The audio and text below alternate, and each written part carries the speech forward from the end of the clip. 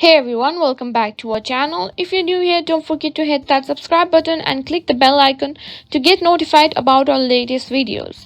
Today, I'm going to show you how to lock WhatsApp without installing any additional apps. Let's get started.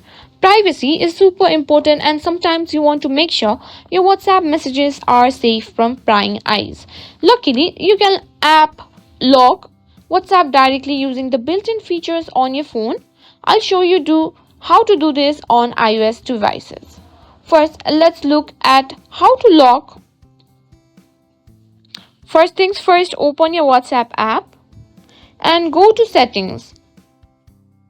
Now tap on account. Then tap on privacy. There you can find screen lock. Then turn on require Face ID or require Touch ID depending on your device.